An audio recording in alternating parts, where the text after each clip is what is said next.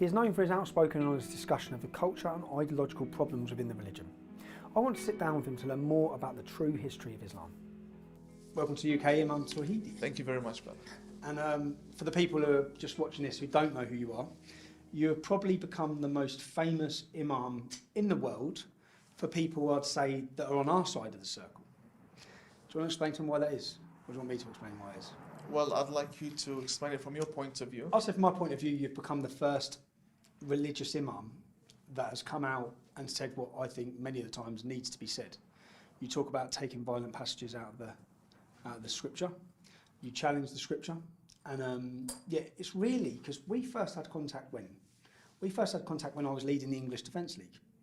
And even when we had that contact then, I was surprised, if I'm honest, because I'm leading the biggest street protest movement against Islam at the time.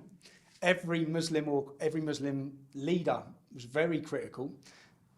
You wasn't. More so, you sort of reached out at that time, talking openly, yeah. Indeed. I travelled to Iran, where I was born originally, but we migrated to Australia. I went back to Iran in 2006, and I engaged in my studies. And during my studies, I saw a lot of corruption within the political system of how the Islamic governments control the students and what they study, which at the end leads to missionaries coming to the West from these Islamic governments, being trained and funded. And I was once upon a time one of these missionaries that would be sent around the world to Canada and so on to preach Sharia law, spreading the caliphate under different names, Islamic government, or and even Sharia courts and so on. When I saw this corruption, I criticized them. I paid a very heavy price, interrogations, prisons. And then in Iran? You was in prison in Iran? Yes. For challenging it in 2006? Yes. Okay, I wasn't aware of that. And it was actually 2012. 2012, okay. Yes, in Iran. And I moved to Iraq, and I got involved in a few media projects. And then after I saw that my presence in Iraq is actually silencing a lot of what I can do, I moved out to the West and I started using social media to criticize the corruption. Okay. And that's when we spoke in 2012. Yes. Because even when you spoke to me then, you received backlash. Yeah? Indeed, indeed. And I was very surprised to see your approach, because I knew that there are people that hate Islam and Muslims, but you were approaching the whole situation from a very political perspective, and you were very different from other people. Like even when there were people that would go out and cause violence, I saw you to be a bit more different. You came out on television and you knew what you were talking about. Yeah. And that encouraged me to reach out to you. And I think we spoke about terminologies and how you could win a lot of my type of Muslims over by directing the blame onto Wahhabis and Salafis rather than other small minorities. Yeah, because I gathered very, so you were a Shia. Yes. And you said a lot of our problems, which I have many Shias tell me this, but then I have many Sunnis say the opposite. So I have many Shias who would say to me that that what you're angry about is the Salafists, it's the Wahhabists, it's the Saudis. That's what I should be angry about. That's the problems that I see, and that's pretty much, I think, at the time what you was getting at. Yes, but there were other things that I didn't tell you. Because I was living within those areas and my communications could be monitored. The Shia also have problems with Hezbollah and the Iranian regime, and we've seen what they've been doing lately. So yeah, I think it's more of terminologies that, if used properly, can actually lead to better results when clashing with them in the media or even on diplomatic level. So right now as an Imam, what are you fighting for? Reformation of Islam? I say Reformation of Islam, but in reality I know very well there will never be a reformation. You know very well there'll never be a reformation. There will never be a reformation of Islam. I'm glad you said that. But we will need to pave the way for a potential reformation in a few centuries' time.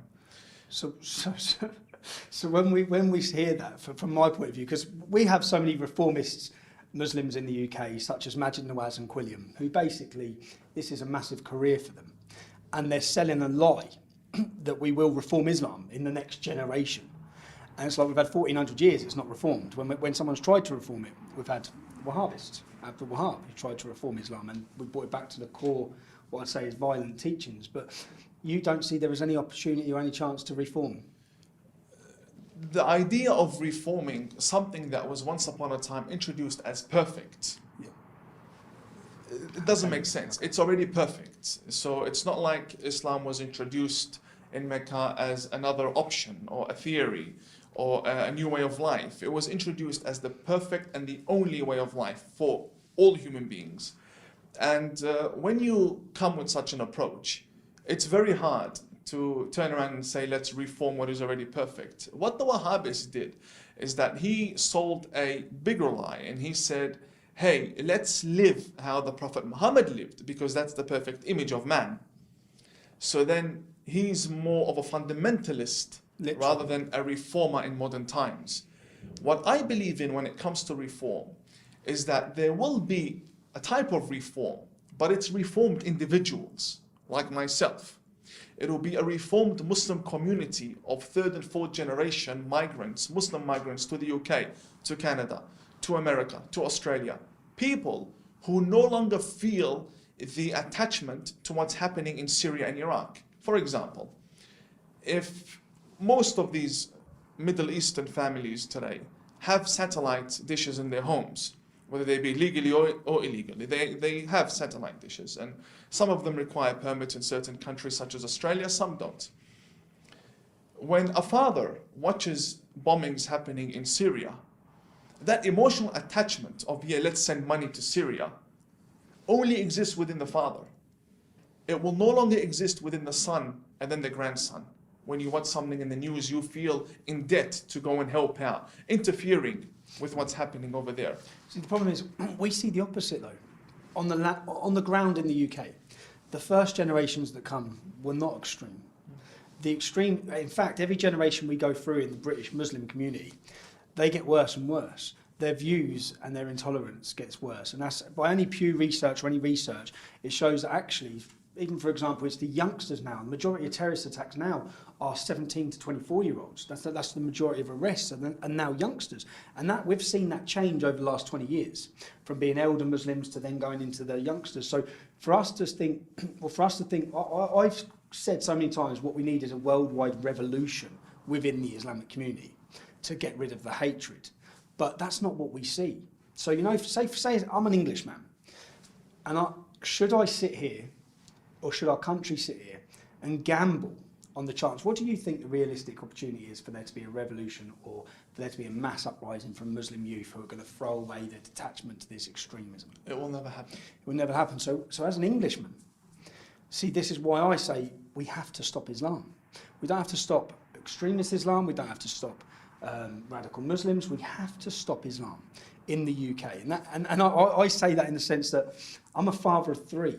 When I look at what previous forefathers done in this nation to protect and preserve a safe and prosperous Britain for the next generation of children, we're sitting by and hiding behind political correctness to sit here and watch as last year 2,000 British Muslims returned from fighting for ISIS. We're just sitting here like sitting ducks, and that's why. So I have to. What would you do if you was an Englishman, if you was a non-Muslim, sitting in a country that's ravaged by Islam, that's seen 3 brutal terrorist attacks in the last 12 months, 4, killing children, killing women, sitting eating dinner, stabbed in the neck. We've seen all of this. We've seen 12 prevented. What would you do? I wouldn't blame you for any of the opinions you hold. And probably I would have the same stance and position towards such an ideology. However, we need to be very realistic. We could sit down and discuss and talk and share emotions and even propose certain things in parliaments and draft bills, but if we're not realistic, we're not going to be reaching a result. And this is how I am very different from many people that I sit with. We need to be realistic. Now, you want to stop Islam. Islam's never going to stop. No, okay, I want to stop its influence in Britain. You're never going to be able to. Let me tell you why. As much as I want to stop the radicals in Sydney, in Australia, it's very difficult, and this is why. Let's look at the Jewish community. The Jewish community, for tens of centuries, they've been persecuted, massacred and killed. They never had a government to protect them before Israel. They don't have Sharia law tables in the streets and in the city calling people to Judaism dawah. In fact, when a Jewish man wants to marry a lady and she decides to convert into Judaism, it's a very hard process for her to become Jewish. And amongst all of these problems, Judaism still exists, and there are many Jewish people out there. It's not easy to take a religion and just hope for it to vanish or stop it. It doesn't work like that. Especially when you look at the statistics and how much they are growing and the children they are having. Most Muslim families, in fact, most Middle Eastern families, mostly the Muslim of them, amongst them, drive vans and big cars. Why? Because 6, 7 kids. Exactly. Is that a fluke? Is that a fluke? Or is that population jihad? Look, my mother has 11 siblings. She's number 12, and one of them died from one mother and one father. When you're dealing with such a mentality that says, hey, lots of children is a beautiful thing in life. Is that the reason? That's the point I'm making. Is that the reason, or is it literally population rise in order to conquer areas? I will tell you this. Before the government of Saudi Arabia and before the influence of the Iranian Revolution, it was very normal, and it would be seen cultural, it's a national practice for certain countries to have families to have lots of children. It was for the Irish as well. But now, I do believe that there are actually political movements behind that. Okay. To actually fund families that have lots of children. Yeah. And we see that in Ahwaz, in Iran, between Iran and southern Iraq. In order to change the demographics, region, yes. So that they have control of that area. And they're funded by the Saudis. Funded by the Saudis. Okay. Father, don't worry, we'll take care of your children. We'll take care of everything. Just make children. Make children, yeah. Okay, so, yeah, because we see the same. When you say there's not much we could do, say, for example, to halt that in the UK, all we'd have to do is stop the benefits for more than 2 children. And that would pretty instantly stop the ability for people to have, say, for example, my local imam, Kadir, yeah? He has 3 wives and 14 children, yeah, that we pay for. So, and there's so many Muslim families like that across the UK, but we're paying for it. If we didn't have a benefit system that gave them and provided for that, they wouldn't be in a position to do it unless Saudis pulled out their wallets, which they probably would as well. But when you say there's not much we can do to halt it, I think there is. I think we could be stopping Muslim immigration into the UK. I think we could halt the benefit system for more than 2 children. We could stop any Saudi or Iranian or Qatari money coming into this country. We can outlaw all aspects of Sharia law in the UK. We can make it. If someone wants to be a peaceful, kind Muslim, fine. You live your life in Britain, we welcome you. If you want to be a radical extremist, then we need to make your life absolutely impossible. So that's where I see as, because you're right, you have to be realistic in it. Realistically, we have 3 million, 4 million, probably more like 6 million Muslims in the UK. Do I want to deport every one of them? No, of course I don't. Some of the best people I've met growing up in my hometown have been Muslim. But we do have to limit the influence that this ideology has on our country. And if people don't, when you say, if people don't want to live under freedom and democracy, they can leave. Indeed. They can leave. I agree. Now, cutting the funding and so on, do you really think that's realistic? As in the sense of because they own so much of our country? Yeah. Am I right? I think Saudis own every port in the UK.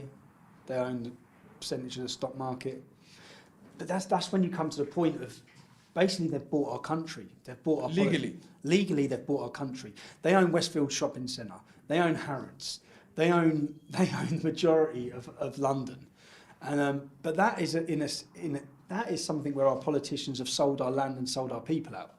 So the British public would halt their money tomorrow, and if that meant having less money in your paycheck at the end of the month, we'd have less money. If that meant entering into a recession, we'd enter into a recession. We don't want blood money in our country, which is what we have. Mm-hmm. So what do you not think that's realistic then? I think it is a realistic vision. But to implement it, it's a whole different story. I don't think the UK government would be willing to cut ties with Saudi Arabia and Qatar that owns many mansions within the UK, massive buildings very prominent Shard. locations. I don't think They've bought their these way. They've people bought are our willing country. to. Therefore, I think we need to start from a whole different angle. Instead of going after the finance, look, any radical in the UK can write a book. A man sitting in Saudi Arabia can buy 1 million copies of that book, and that's how the transaction is made, through royalties. It doesn't really need to be through embassies. Okay. You can't stop money from coming from A to B. They can send you a lady wearing lots of gold, and then she gives you the gold. And no tax in airports, it's her jewelry. There are many methods these people use, and trust me, this is their field. They're already doing all of that. They know how to scam the system. They know all the loopholes. I think what we need to do is take down these Sharia courts that you have. Yep. Sharia courts and this scam of halal certification. You're against halal certification. Yes, I'm not against halal food. You're against the certification which generates the money, which yes. then propagates and supports terrorism. These two main wings of the Muslim community in the UK, the Sharia courts, which have no legitimacy whatsoever on this land to begin with. It goes against the constitution. Why do you think our government have allowed them? Governments are a combination of organizations that need money. What makes a government? Several organizations put together, and they need money to survive. When you look at Sharia courts, in reality, I brought up Sharia courts and that issue because it's a very minor issue. Yeah. What's greater than that is trying to stop the UK educational system from taking money from the Saudi royals. That's much greater. That I can't tackle. But I could tackle Sharia courts by bringing victims and having their cases being addressed in Parliament, and then slowly suing the court itself. So Sharia court is something we can manage to go against. Very realistic. Sharia court can be tackled in this country. Polygamy, FGM, these sort of issues. But if we're going to say, let's stop the educational system from taking money from Saudi Arabia, and King Walid has this much in Oxford, and this guy has that chair in another university. They're buying into all the major universities. You can't stop an educational system. It's a business. We can't stop it. Okay. But Sharia court is not a government department. It's government registered, and it's licensed as a ministry. But it can be dealt with if we can prove their flaws in a legal way. The halal certification, which you can do easily, because there's so many victims who have been sent back to violent husbands. There's children that have been taken off their parents, like under Sharia, when a child gets to the age of 7, taken straight off the father and taken straight off the mother, given to the father. Yes. That's all happening in the UK already. That's happening right now. But yeah, you know halal certification. yes, Do you agree that that funds terrorism? I agree that some halal certification authorities fund terrorism. Because most people in this country, especially our politicians, when they hear us moan about halal, like this is the reason why we moan about halal. Yeah, when I'm eating, if I'm eating some, and the fact that it's not labelled in any of our supermarkets, but when you're eating some chicken, the thought that somehow that's funding freedom fighters or jihadists somewhere in this globe, and we're made to look, they look upon us like we're stupid when we say this. But here you are, an imam. You're an imam. You obviously know what you're talking about with regards to halal certification, and even you accept that some of the money goes to freedom fighting and terrorism. The largest, freedom fighting being freedom fighting. yeah, the largest halal certification authority on earth is in Indonesia. They produce everything from meat to noodles, the margarine. It's everywhere. And do they even have the halal certification? Even covers the delivery. Everything. The delivery has to be halal certified. The delivery company. Not necessarily. Because I thought that's what they were looking to branch into now. Because I think we've opened five new abattoirs in the UK. Imported, I believe, 5,000 Pakistani halal butchers. Yes, you can say it has to be a Muslim driver that delivers it, but it's actually the one who slaughters and the one who prepares the meat, the animal. The Indonesian halal certification authorities have direct and public links with the Muhammadiyah organization responsible for the Bali bombings. And there's no halal certification authority on earth that doesn't have either directly or indirectly links with Indonesian halal certification authorities. Now, how you're going to prove that is a mission. But there are links. It's impossible. Indonesia in itself plays a big role in the economy, in the halal industry, globally, even in Australia, everywhere. And I said, from noodles to meat, it's everything. Are you surprised when you come to the UK, when you drive through London? Are you surprised just how many of the restaurants and everything is halal? Has that surprised you, or was you expecting? Entire areas. Allow me to say one thing. I cancelled 22 Uber requests yesterday because the drivers were Muslim. You cancelled them. Is that because you're scared? Yes. And just to get, so I didn't make that point at first. Because of your outspokenness, because how you have people wanting to kill you and murder you. Yes. And there's been people arrested. Am I right? Yes, they've been arrested. In Australia? In Australia. For planning to murder you? Attacking me. And you was charged attacked? Of assault, yes. Someone do your car, if I remember? Yes, my car's been vandalised, ISIS all over it. ISIS. There's currently a court case going on. You speak about taking violent verses out of scripture within Islam. Correct. Am I correct? Which verses? When in which magnitude? Do you talk about hadith, or do you talk about separating the Quran, Mecca, Medina? Hadith. The Quran itself is untouchable. You wouldn't support? It's not I wouldn't support. It's I'm a realistic person. Okay. You can take all the Qurans and ban them. They've memorized them. I've memorized a lot of it. So a religion that was founded upon oral transmission can't be taken away. You can't correct anything. Do you know who Mohammed Taha was? Mohammed Taha from Sudan. Because, see, this is, just so I can get onto the reformists in the UK, you admit a lot of problems that are there in Islam. Reformists in the UK, we have Majid Nawaz, we have Quilliam. They named their organisation after Quilliam. Quilliam was a Muslim who opened the first mosque in the UK, who actually sided with radicals and wanted the world caliphate. And so Mohammed Taha was another one in Sudan. He's a true reformist who, well, I feel, who was murdered. He was killed, sentenced to death, because he wanted to separate Mecca and Medina Qurans. You don't think there's any realistic opportunity of there being an answer there? In taking, because obviously you accept there's a lot of violence in the Quran. Yes. You do accept that there's incitement to murder non-Muslims in the Quran. Yes. You accept that. Yes. You accept that there's even incitement to murder non-Muslims who haven't done anything other than be non-Muslim. Even murder Muslims who don't agree with you. Who don't agree with you. But it's not about separating Mecca and Medina Quran. It's still going to exist. Yeah. And like I said, Muhammad Taha would be working on reforming a community around him, not the whole faith, not paving the way for an ultimate reformation in a few centuries. This is what I want done. Yeah. I believe that if we introduced a different interpretation to the current interpretation, that would solve a lot of problems. For example, when the Quran says, and fight the disbelievers, in reality, the disbelievers isn't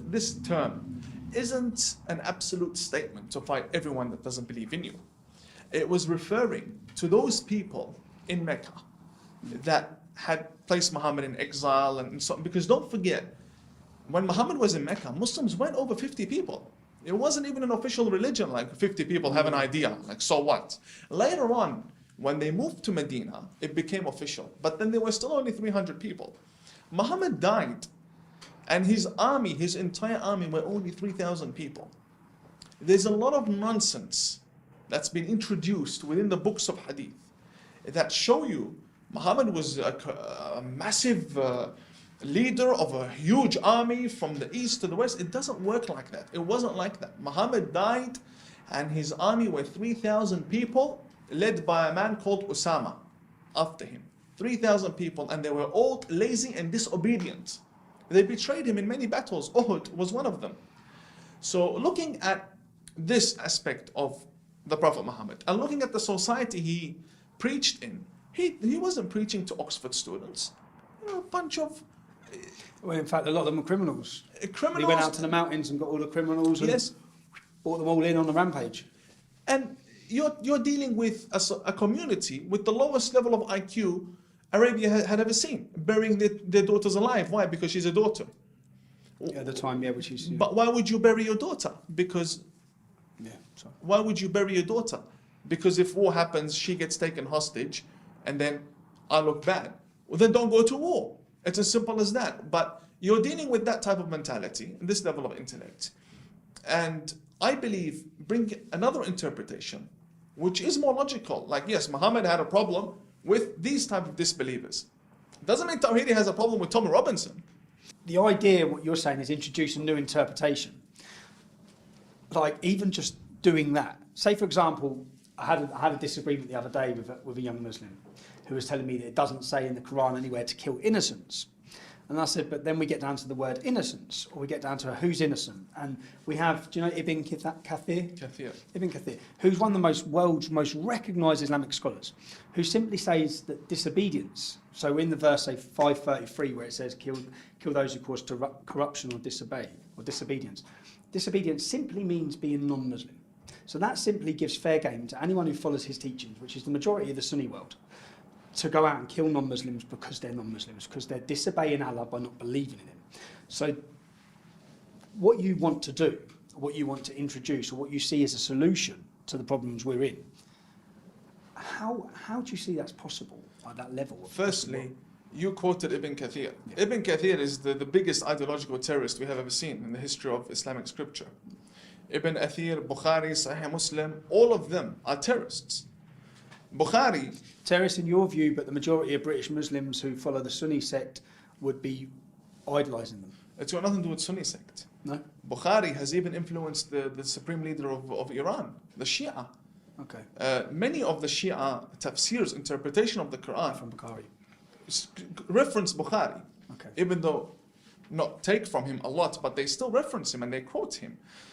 My problem is with the scriptures that say Islam is an absolute religion and its scriptures are absolute, therefore they are to be applied in every place and every time. I believe the Quran can be divided into certain aspects. One, a historical aspect. The wars and the problems that happened in the past were part of the development of the religion. And we could also argue 7th century Christianity wasn't that peaceful either. Therefore, this was the language of the Arabs. Look, an Arab without a religion, he's a violent person. With or without a religion, they were raised on the sword and the horse and fighting and honor killing and so on. With or without a religion. Now you have a religion on top of the problem that we already have. Okay. And the religion, God's word, that's what we all believe as religious people, it's God's word. But you can't interpret God's word by the mind of a normal human being. Therefore, we have many interpretations of the Quran. Thousands of books have been written to interpret the Quran. Why can't I present a different interpretation for the Muslims in Australia or the Muslims in the UK? Why is it that I have to be attacked? It's not like there's only one interpretation of the Quran. There are many interpretations. Thousands and thousands. Some of them have even been burnt and no longer exist, and we still have hundreds of thousands of interpretations. So, introducing another interpretation is a more realistic approach to solving the problem. And taking the hadith is not untouchable. The hadith is touchable. You can remove it. All of it. You'd remove all the hadiths? Most of them, yes. Because they are messed up. Man. Yes, most of them, yes. And a lot, yeah. Look at Bukhari. Yeah. Bukhari came 200 years after Muhammad. He was a historian. A historian, a scholar for dollar, a blind man, who never saw Muhammad, never lived with him, and also not even an Arab. He doesn't read Arabic. He's from Bukhara, from Persia. And he wrote in detail the sexual life of Prophet Muhammad. How the hell did you know? How did you know? You're on about him stating that he had sex with Aisha when she was 9. Look, Aisha wasn't 9 or 6. No, Shias do not accept that, right? No, no one accepts that. This is Well, you know what I ask imams? Yeah. Any imams I've met, I ask that question because something for me would be very difficult for anyone who follows Islam is accepting that the true messenger of God come down and married a 6-year-old child and had sex with her when she was 9. So I ask every imam I meet, do you accept that? And they say yes. Right. They say yes because it's in Sahih Bukhari. No, they say yes because they're hiding something from you. What are they hiding? Okay, let me tell you. The clergy, the clerical system, we have all agreed, our system, let's say the Vatican of Islam, we've all agreed that we need to tell the world that Aisha was 6 years old or 9 years old. We've agreed to tell the world. Why? She wasn't 6 Why or would 9. you agree to say She that? was 21. I've heard the argument. I've heard this argument. But why would you agree? Why? And this is the first time I say this on camera. Okay. What's more important in Islam is that Muhammad marries a virgin. So she weren't a virgin. You're saying she had been about. Aisha had been about. So you're all lying because you want everyone to think he married a pure girl, whereas really he married a... Oh my God, that's a different side to the argument. Sorry for laughing. I can't. No, I want you to laugh. I can't say any more, but you got it. For safety reasons, I can't say any more. But Okay, let me continue. So that would be the argument, because I have heard this. I've heard it put as a Shia argument. We don't. When I meet Shias, no, we don't accept that she was that age. She was 21. But they don't tell you why. But you'd say the reason why was because she'd never have been a virgin. Never. You don't say that. And She'd the never been a only virgin at reason, 21. the only way to make sure. her a virgin is to push her age all the way back to 6. Which you believe, yeah, but that's what if you say the Islamic clergy around the world do. But then Sahih Bukhari, He's one of the people that... he's one of the people that you believe would be pushing this, Yes. even 200 years after Muhammad's death. How many scholars were there 200 years after Muhammad's death? Probably only 10 or 20. But then what those people are doing to hide that fact is introducing paedophilia, legitimising paedophilia from one end of this world, one end of this planet to the other. But their argument is that many other religions have that, so it's not that bad. It's better than Muhammad not marrying a virgin. Because look, there's another political aspect to it. You're going to get absolutely slaughtered for this, you realise this? Let me finish. Or if I'm going to get slaughtered, then I might as well finish. There is another argument to it. The wife of Muhammad needs to be pure because she will be spreading much of the religion after him. And also, she's a political figure. You cannot sell the idea or the lie that Gabriel came onto Muhammad and showed him her picture from heaven if she wasn't a virgin. Like, at least she has to be on the level of Virgin Mary. First time I've ever heard this. But this is the question. Why is it that the majority of Muslims would like to paint this glorious image of Muhammad's wife, Aisha, but not do that for his own mother? Why? Because his mother, she died, and there's no political benefits in doing that for her. But Aisha, the more sacred we can make her look, the better it is for the religion. It's all politics. It's all lies. What about, this will be a question that I have to ask you anyway, because most people who sit on my side of the fence, I've read the comments, many people think you're great in the sense that finally we have an imam who accepts there's violent verses instructing people to kill us. He accepts all of these things. If I ask, if you accept that from the Quran, why are you still a Muslim? Firstly, the Quran itself, to me and to many like me. So if you were to ask me how many Muslims think like you, I would say in the millions. Less than 5 million. How many think exactly like you, your opinions and everything? 500,000. Where are they based? Mainly in the Middle East. Do we have prominent figures that come out and speak? Yes, we do. What's the problem? They don't speak in English, so you don't hear of them. But if you were to go to Memory TV and so on, you'll find many who speak good words. Like you can go onto Memory and see that they have people that speak common sense and are Muslim presenters and scholars and so on. Not all of them are radicals. We do have good people there. These people, the problem is they don't speak English, so you don't hear of them. I'm not bringing anything new to the table. Okay. I'm just from that minority that thinks this way. Why am I still a Muslim? Firstly, this minority, our interpretation of the Quran is that the Quran is a historical book, a book of examples, a book of wisdom, a book of stories, a book of events, a book of certain jurisprudential rulings. Don't drink, don't hurt your family, respect your parents and so on. What about beat your wife? Beat your wife is a whole new issue, and I can go through that with you now. Go on. But we'll go on to beating your wife. Minute, yeah. For me, the hadith is out the window.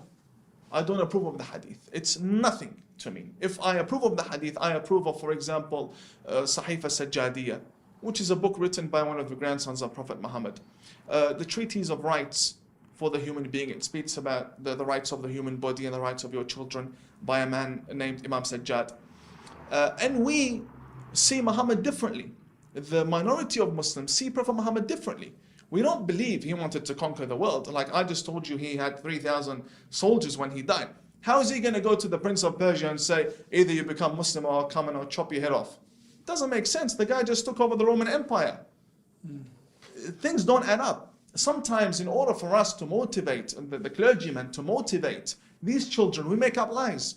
And we say, yeah, this Muslim warrior, the companion of Muhammad, Muhammad's fathers-in-law, walked into a battlefield and in 1 hour they chopped 1,000 necks. How do you do that? You can't do that with chickens, let alone Arab warriors. You can't chop 1,000 necks in 1 hour. It doesn't work like that. But they believe because Allah was on Exactly. their side. And you know, we sprinkle a bit of dressing on top with the 72 virgins and all these myths and so on. And Can I ask you, okay, the 72 virgins, do they get 28 young men? there's no such thing as 72 virgins. Because you don't accept the hadiths. Because that's where the figure is stated in the hadiths. But even in the Quran, there's like 3 or 4 verses in the Quran that talk about getting young boys who look like pearls in the afterlife to do whatever you want with. What's that? In heaven, Yeah. we're talking, you know, all Abrahamic religions believe that in heaven there's no longer something called bad or evil. It's all pleasure and it's all rewards, whether it be rivers of alcohol for Muslims, Yep. or whether it be rivers of whatever's forbidden for other people. There's no disobeying God. Everything is allowed in heaven. That's the idea of it. Therefore, we can't disagree with what's in paradise. It's all there. Everything is legal. Young boys? There's no such thing as young boys. No, so it's just Wildan mukhalladun, young men. young men. Yeah, Yeah, a young boy, men. Okay, a young boy is different from a rajul. A rajul is a man. A boy is a young man. When they talk, Tifl is a child. When they talk a huri, Huri is a term used to describe a very beautiful woman. okay. But the way they describe it in hadith is that she will come to you. The boy will come to you. Therefore, I don't really see. Who said we're going to go paradise anyway? But yeah, I don't really see that as my priority. Let's This argue. is the first opportunity I've had, because usually if I ask these questions, I'm usually getting a right mouthful. And, Yeah. and I'm interested to know what It's someone nonsense. who still sits as a Muslim but accepts a lot of the faults and problems that are there. We don't know if we're going to go hell or heaven. Focus on this earth and let's solve our problems. Later on, let's talk about what we believe as religious people. Coming back to my belief, why I'm still a Muslim. Yep. I told you that the Quran for us is a book of history, a book of developments, a book of... It's not a book that orders me to go and kill people every single day. We read it differently. It orders some to, though. Orders who? Some people take The majority, not Yeah. some. The majority. majority. Because they read it that way. Okay, yeah. The hadiths for us, not a problem, at the window. Whatever doesn't look, if I open a book of hadith and I find the problem in the book, the problem is with the book, not with my brain. My brain is perfect. Okay. So for me, if a book tells me that in order for my wife to learn how to perform a ritual washing, she needs to undress in front of another man, and he teaches her, no, the whole book goes out the window. That's not going to happen. Or it tells me that my prophet, for example, slept with 11 wives, 9 or 11 in one night. What was he doing the rest of the time? Is he a prophet, or what is he? Is he running a, you know, it's something we don't believe, out the window straight away. Then it comes to role models in life. I told you we see Muhammad differently. We don't believe he had a massive army that took over. No. We believe the invasions happened after him, because they did. The caliphates, the transition from caliphate to kingship happened after him. And do you ask me, are his fathers-in-law terrorists? I say yes. Of course they are. I will not lie to you. How about the wars that happened? That was the language of the time. Muhammad was exiled. He fought back. And this is how the world worked back then. Do we continue that? Of course not. Of course not.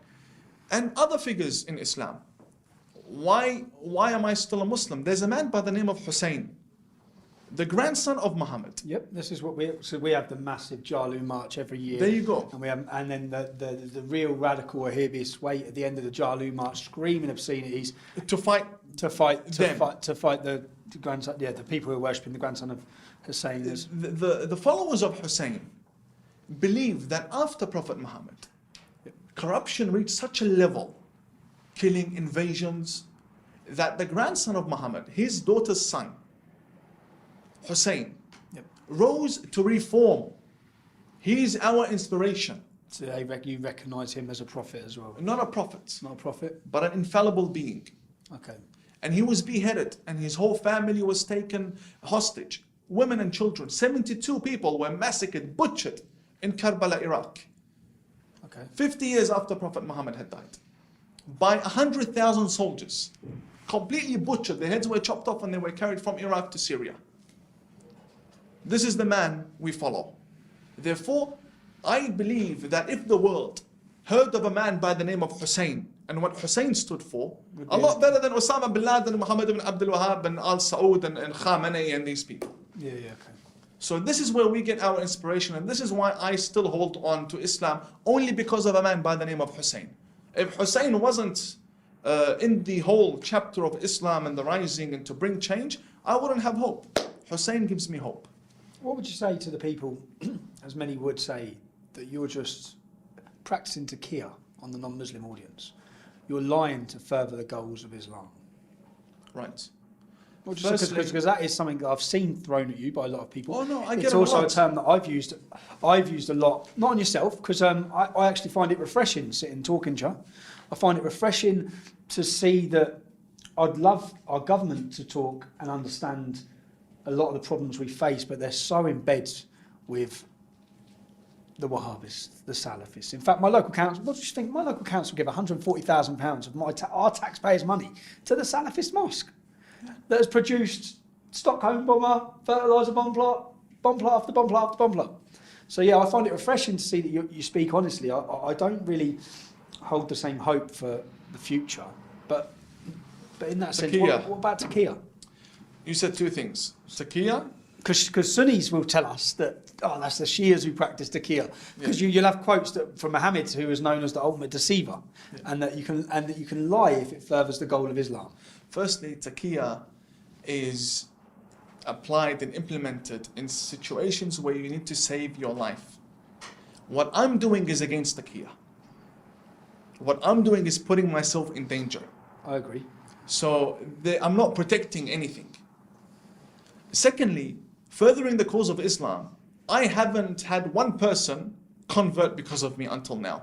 And I don't call for people to enter Islam. And even if I did, let's say I converted 50 people, and there's a bomb goes off in Sidney. Is that really gonna preserve and maintain the image of Islam? We're dealing with the most messed up religion on earth. We're dealing with a religion that's messed. What am I telling the truth gonna do? What is that gonna do? It's like putting perfume on something that's already messed up. And I'm not an organization, I'm not a movement, I'm Tawhidi. There's not much I can do, even if I wanted to paint a good image. You can't, because on the other side, how many people do you have? When I'm asleep, they're working. Oh, completely, which is what I had said with Quilliam. How many people have you converted to your way of thinking in the last 12 months? Probably none. But yet the other side have converted thousands of prisoners, thousands on the streets with dawah stalls. What message would you give to our government? If you say, knowing what you know, you've been at the top of the scholarship of Islam, you've learned from the best, you know the practices they're using to further the goals of Islam, which at times can be problematic. What message would you give to our government in how to limit and deal with the problems that we have? Two things that I'd like to say to answer your question. One, the people in your government right now are not qualified to lead at all. So from the lowest form of government, which is the mayor of London, Sadiq Khan, up to Theresa May. You're not a fan of Sadiq Khan? No. I wouldn't have him manager of McDonald's, let alone mayor of London. I'm not joking. I'm honest. I would not have him manager of McDonald's. In fact, the whole world, the whole Arabian Gulf, and I don't want to sound racist, but this is the reality. The Arabian Gulf, to them, London was like paradise on earth. Or you studied in London, you honeymooned in London. When they heard that the mayor of London is not a white British man who knows the values and history of this country and is a man of Pakistani descent, they lost respect for London. Why? Because Pakistanis don't have that position in the Arabian Gulf. If you've been there, you know what the situation is like. No, yeah. We don't want to sound racist, but this is the reality. But Pakistan are probably the most problematic Islamic nation in the world. Exactly, and I haven't heard him criticize or call for the closing of the Pakistani embassy or anything. I haven't heard anything like that Even from though him. there's terrorism going, yeah. So I don't believe in Sadiq Khan at all. When it comes to Theresa May, there's a big difference between understanding the Muslim community and having good relationships with them and actually stopping terrorism and extremism within the community. You having good relations with them doesn't mean you have control over the extremist elements within them. Therefore, this is all I have to say when it comes to Theresa May.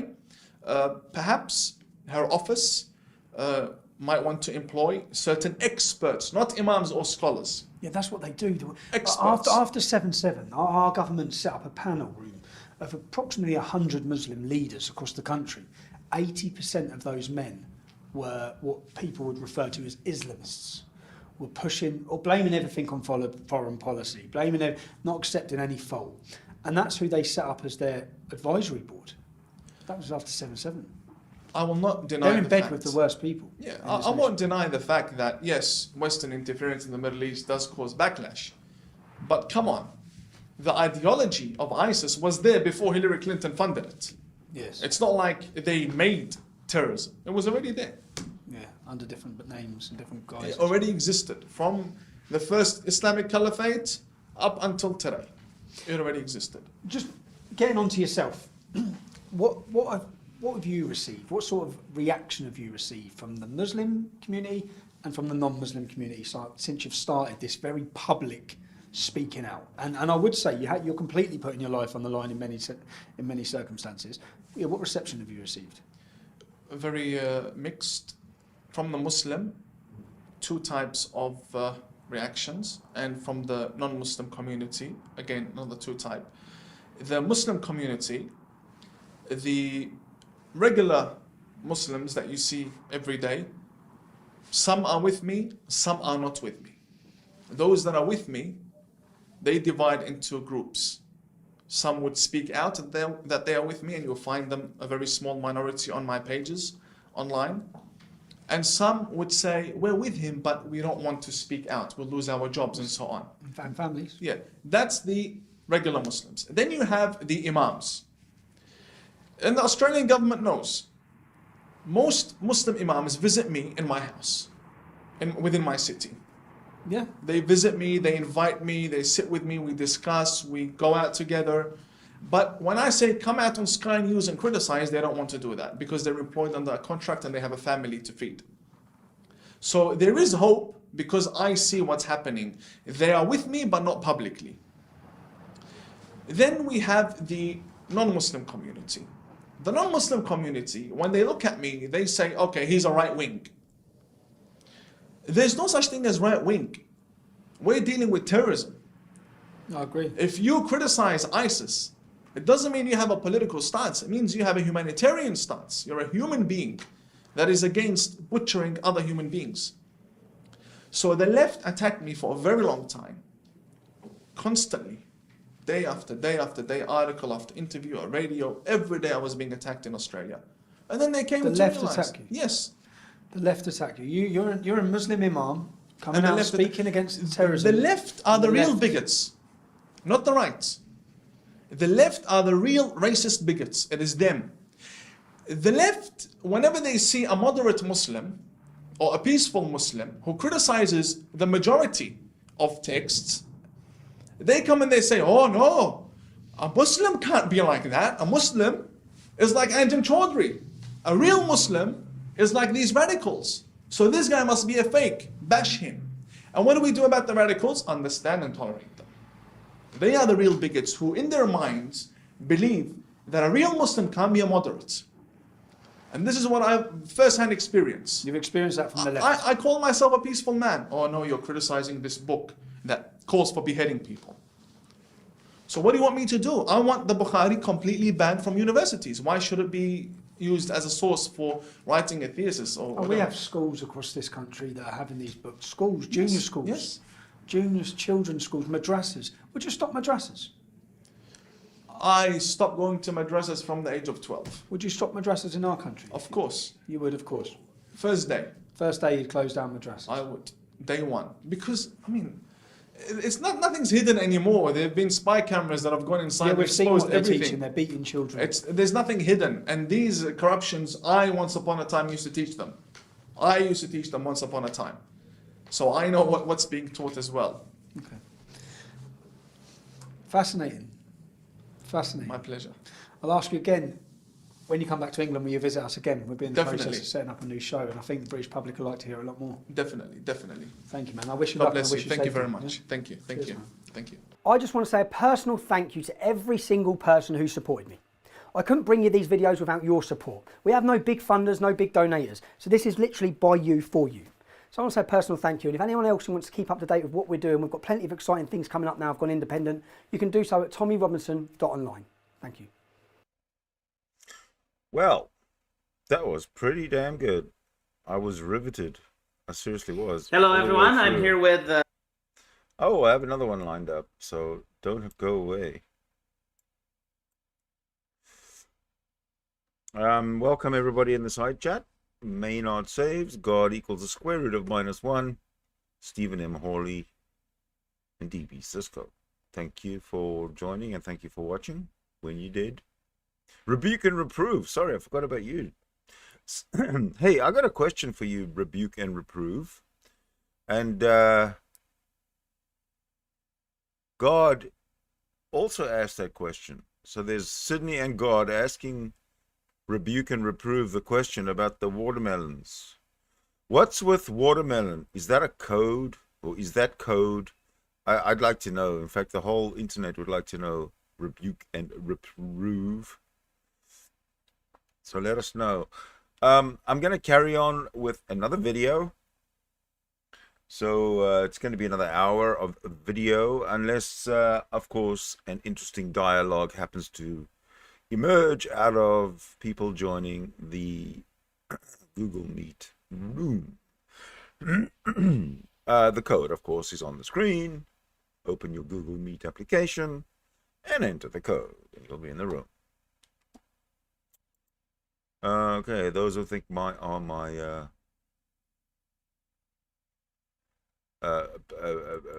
do they call my PSAs for the current time being. In the meantime, we have another chat with our friend Imam Tawhidi coming up. Let's take it away.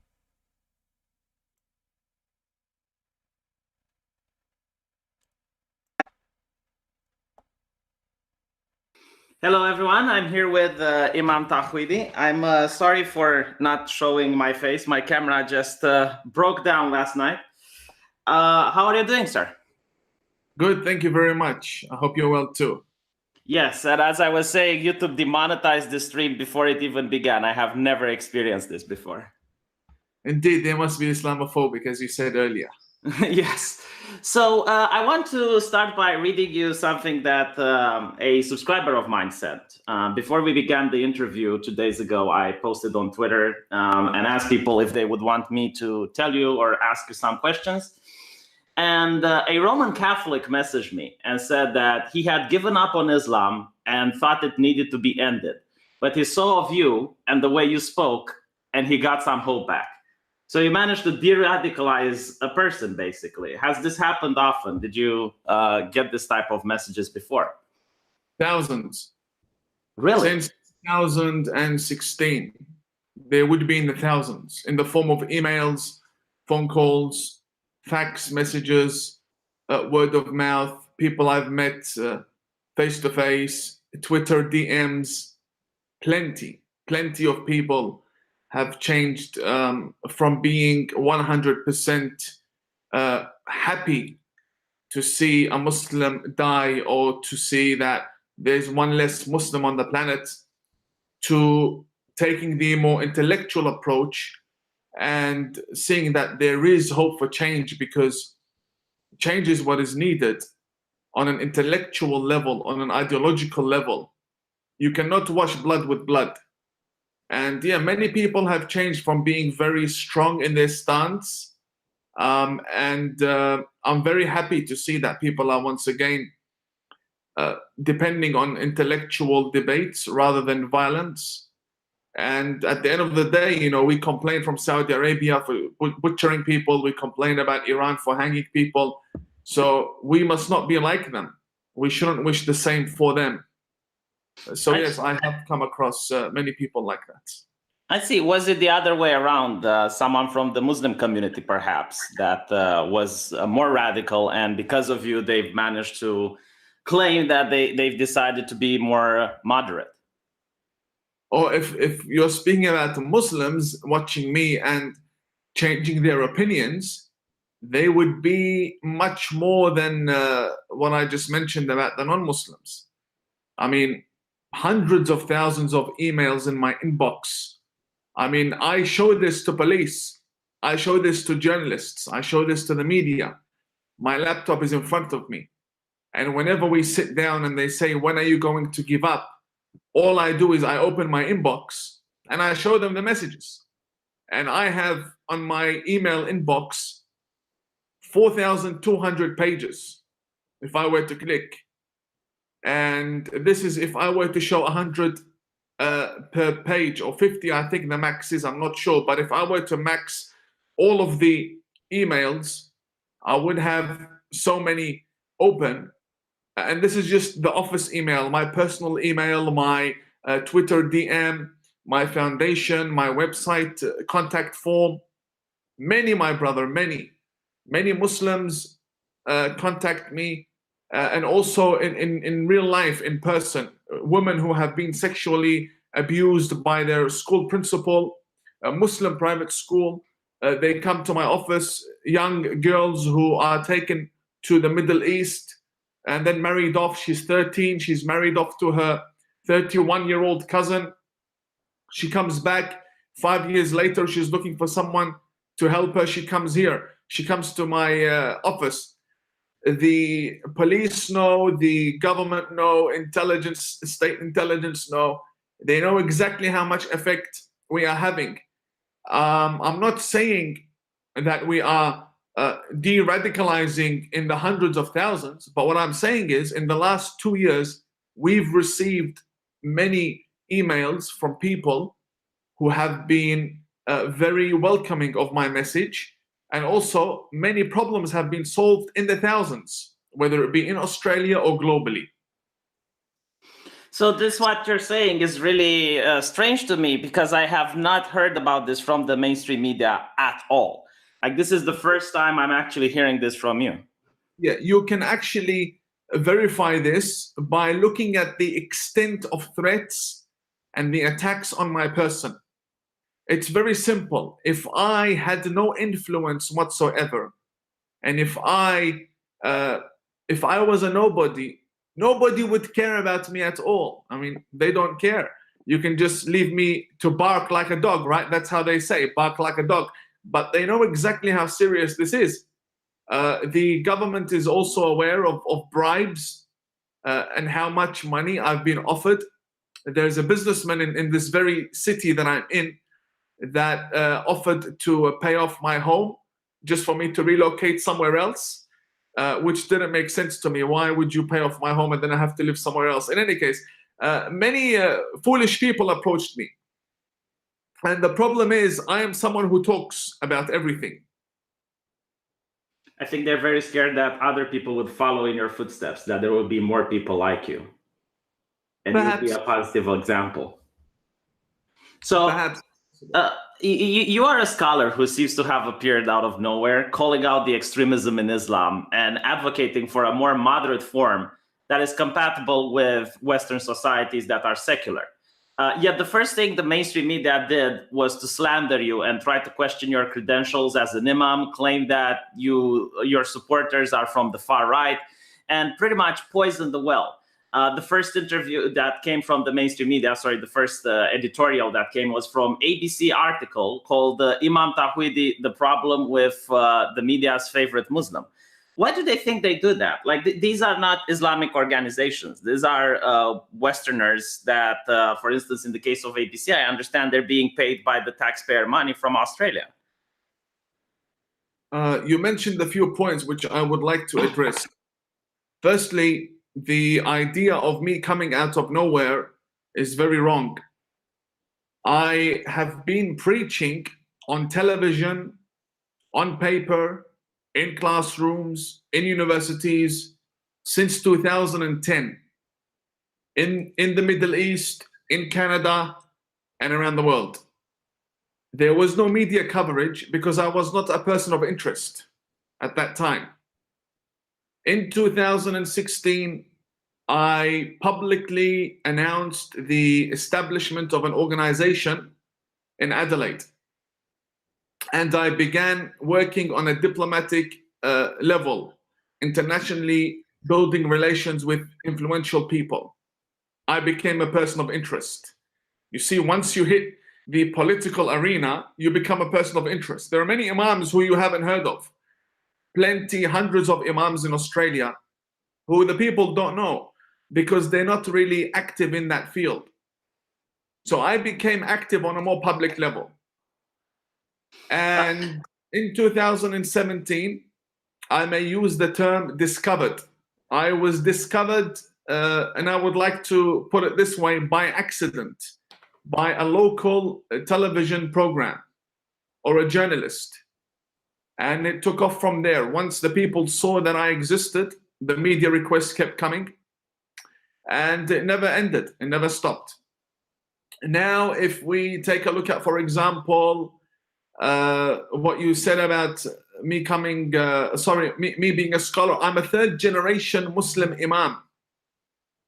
Not only am I a scholar, my father is, and not only is my father, my grandfather is. And before that, we have legends, Arabian legends, such as Hatam al-Ta'i, and Persian prominent poets in my lineage, and prophets such as Noah and Lot. I come from a lineage that's highly prominent, and at the same time, it's a serious responsibility upon my shoulders. What I do in my daily life and the decisions I make, this is a very serious issue. At the same time, the ABC can be forgiven. The ABC can be forgiven because there's not much you expect from them. They haven't come across such a situation before, where a Muslim imam, third generation, ordained publicly, crowned publicly, licensed by tens of grand ayatollahs. I've put on my website a few of them, a few licenses, and the pictures of my ceremony where I'm being ordained publicly, but I didn't put the rest. The police have copies of the rest. The government have copies of the rest of my licenses, and I will not put the rest up because the people who issued them are alive. They're alive. So the people who have who I've published my licenses from, they're people who cannot be touched by the Iranian regime. They can't touch them. Their security is 100% perfect. The other people who issued licenses for me, grand ayatollah, important people, and who I disagree with as well, no problem, but who certify that I have completed my studies, I will not release these documents, make them public, because they'll go and they'll kill them. They'll kill them, or they'll threaten them to withdraw the statements. So I'm here, and I'm not speaking to you from Pluto or Mars or Jupiter. I'm here. I travel to Europe. I travel across Australia. I live half of the year in America and North America. So if someone wants to test my knowledge in Islam, wants to test me on the Quran, wants to test, I'm more than happy to sit down. If I know, I will tell you I know. If I don't know, I'll say I don't know. The problem is, and the problem for them is that I don't speak about anything which I'm not experienced in. Everything I say, I'm an expert in. So I'm happy to be tested by them, by any professor, by any university, debated even. I never run away. I'm always there. And they've tested me on Sunrise, where they brought a leader from Sydney, Dr. Jamal Rifi. And with all due respect, he got rinsed because he thought that I was going to play along with him and act as though terrorism has nothing to do with Islam and everything is beautiful and nice. So I taught him a lesson he will never forget on live TV. So now they know what I'm like. And because they know what I'm like, they will not invite me anymore. I'm open. I'm open. You see, the ABC, and this is one thing I want to say, because you touched on a very important topic with 3 issues. The ABC give everybody a right of reply except Imam Tawheed. Wow. They give everyone. They will bring Hizb al-Tahrir, a jihadist, on a panel, and they did it. They brought a jihadist on a panel, and they had an interview with them, face to face. They will bring people they disagree with from everywhere on earth, from London, anywhere. And they will write about people, and they will call them up and say, listen, what's your opinion? Imam Tawheed is the only one that the ABC writes about, and they're shivering in fear. They will not call me up and say, hey, listen, we want your opinion about something. Hey, listen, what do you say about this? They will never do it. All they do is cower in fear. And this is why the last few articles that were written, the ABC approached me, and I said to them, get lost. I said, now you want to approach?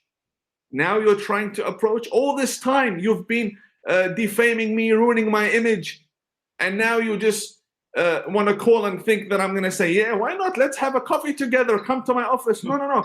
I don't speak to you anymore. And because of that, the ABC say, oh, look, he doesn't want to speak to us. No, I don't want to speak to you because your audience is shrinking. That's number one. You have a shrinking audience. And number two, everybody knows what you're like. So why waste time with you? The ABC, number one, as I said, can be forgiven because they haven't come across such a situation before and they don't know how to handle someone like me. Secondly, they're afraid of me. They're afraid of me like no tomorrow because I am destroying their narrative. I am ruining their paradigm. I'm challenging their claims. You see? And they've been living a lovely life with their narrative for a very long time. All of a sudden, this guy shows up and he's trying to challenge everything. Of course, they're not going to like me. And they hate me. They hate my guts. Look at the way they report. They call me extremist. Yeah. The ABC, I'm the extremist, right? You know, and you laugh at them. And this is why the people look at them and look at me.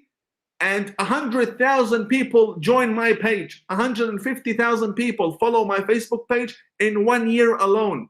In 1 year alone. No political party, no political organization in Australia has such audience. And I'm not saying that I am the best or I'm a prophet. No, no, no. People see the truth, they follow the truth.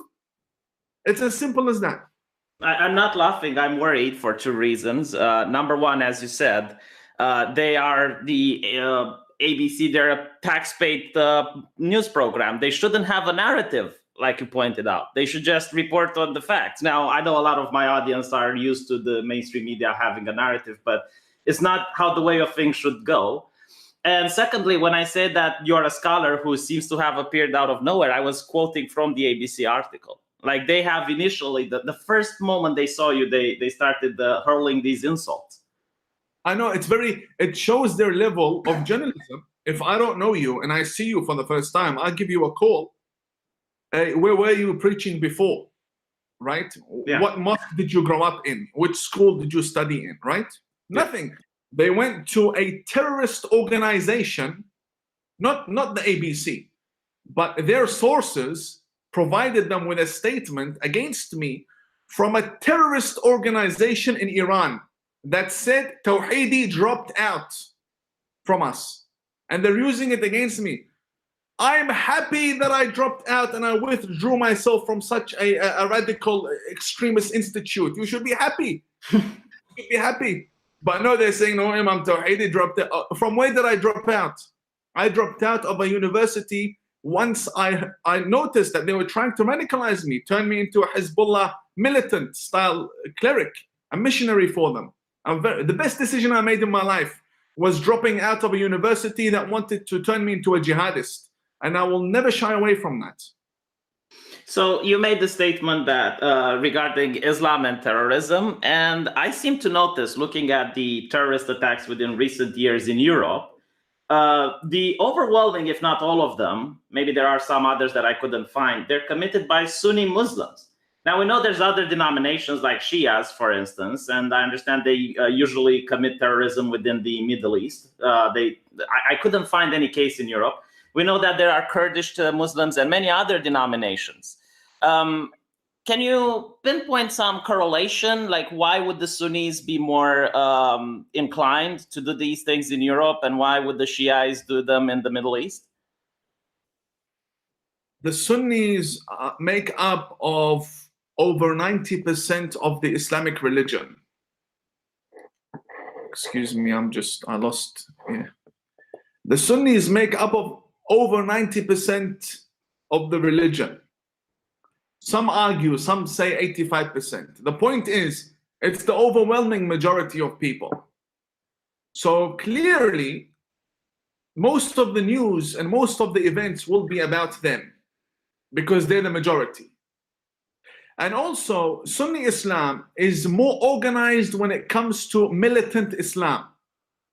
So the majority of terrorist organizations are Sunni Muslim. The majority, Al-Qaeda, ISIS, they're all Sunni Muslim. The majority of terrorist organizations, Hizb ut-Tahrir, so on and so forth, they're all Sunni. Sunni, but differ in their schools of thought. And because the majority are Sunni, Islam, the majority have a problem. So clearly they're going to make headlines.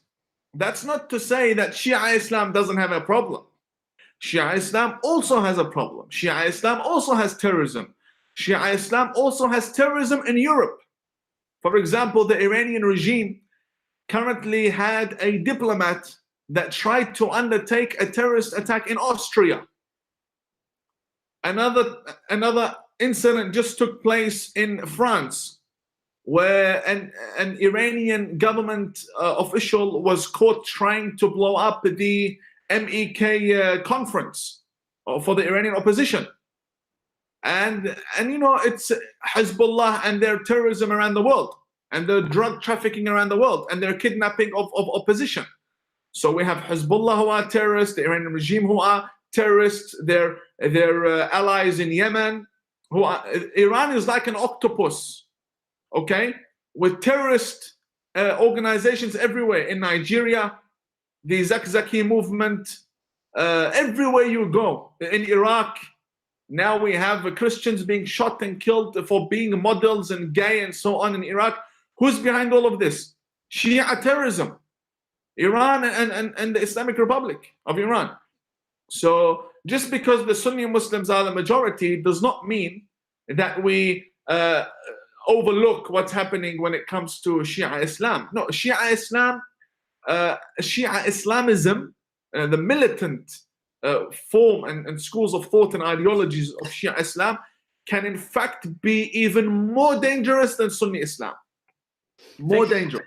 Thank you for clearing that up, because this was a question that a lot of people wanted me to ask of you.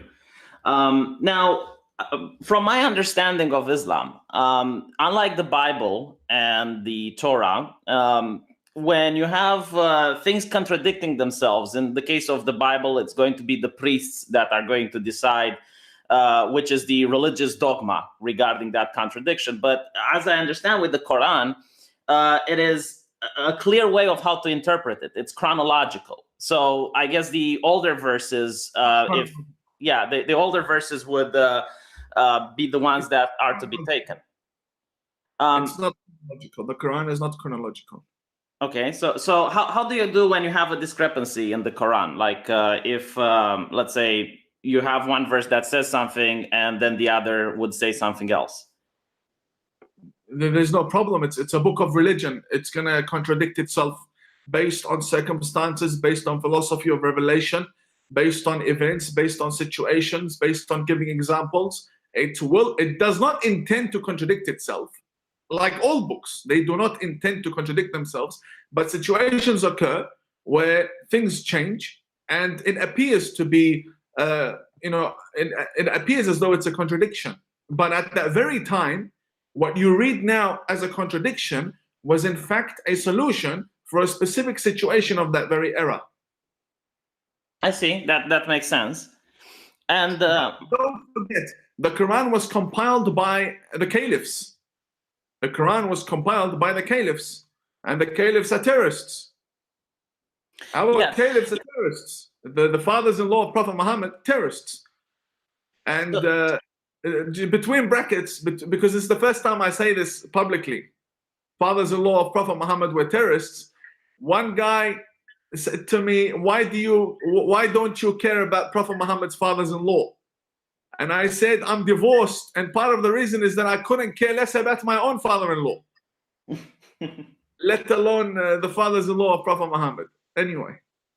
Right. So it seems that if, as you're pointing out, that they're terrorists, you have a insurmountable task in front of you to try to moderate religion like that. How do you go on accomplishing it? I mean, I do not want to reform Islam. Who said I'm trying to reform Islam? Oh, the media is saying you're trying to reform Islam. The media are off the hook. The media have their own world they're living in. They look at me, they read reformist, so they think he's going to reform Islam. Islam will never be reformed. Whoever tells you Islam will be reformed is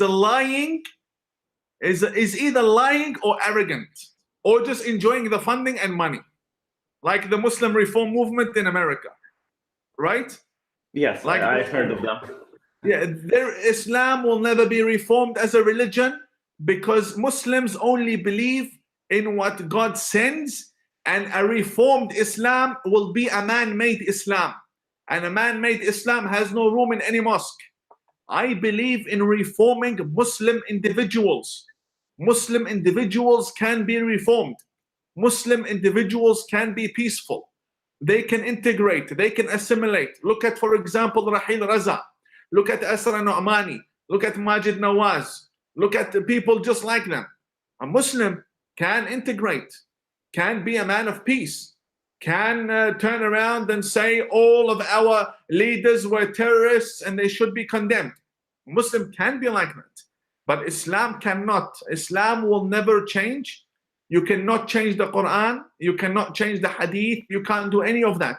Whoever tells you we will do that is lying to you. They're lying, and they're a waste of time, and they are part of the problem, and they are also an obstacle in the path of getting rid of the problem. That we say, come, let's point out the issues. They say, no. Let's bring back the Islam that existed in Mecca and Medina. That's a good Islam. Get out of it. Don't waste my time. Don't waste my time, please. How old are you? Look at them, honestly. Look at them. How old are they? 50 years old. 50 years. How long are you going to live? For another 50 years, if you're lucky. If you're lucky, you'll live for 100 years. Do you really think Islam is going to be reformed in 50 years? Do you really think so? Are you wasting my time? Don't waste my time. 50 years can be invested in working on Muslim communities by making use of the good values we have in the West. Freedom of speech, security, freedom of the press, freedom of expression. Use these tools and great values to change the mindset of the Muslim individual, not the religion. Leave the religion alone. If you change the Muslims, automatically the religious institutions will be cornered. They have nobody to preach to but themselves. They'll go extinct in a matter of several hundred years.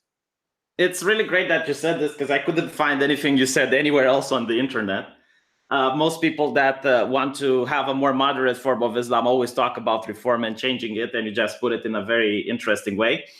Now, this is just a personal observation of mine, but when a quote-unquote Islamophobe has issues with Islam, all the time that I have heard, it's not because of the supernatural aspects of Islam regarding the existence of jinns or angel or the theological disagreements between Islam and Christendom.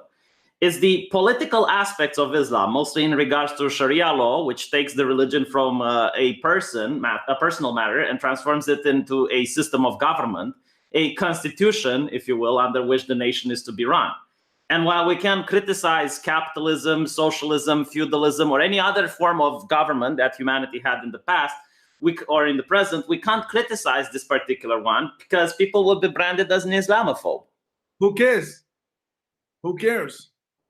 Well, who cares? it has social consequences. You can get fired, you can get smeared by the mainstream media. Like in your case, you can get people that are trying to harm you or your family. So I guess those people care. You see, this here is where we need to understand what exactly is going on. Islamophobia does not exist. Islamophobia as a concept or even as a theory does not exist. Phobia means irrational fear. Nobody is afraid of Islam as a religion sitting in a book. Okay? If I put a Quran in front of you, will you start to fear? Will you run away from me? No, it's just a book, right? Like any other book. No one is afraid of Islam as a religion. People are afraid of Muslim individuals who are extremists and who are Islamists, who have this ideology of militancy and wanting to go out and imposing Sharia law on people. People are afraid of that. And that's very logical to fear. If I sit with you and we're having a conversation and ISIS is coming at us, okay, and you tell me that you're not afraid of anything, I'll tell you to go see a doctor. People who are not afraid of ISIS should see a doctor. And between brackets, I was in Iraq when ISIS took over in 2014. I was living and studying there. I was married, living and studying in Iraq. So I know the situation. I have family members killed by Iraq, in Iraq by ISIS.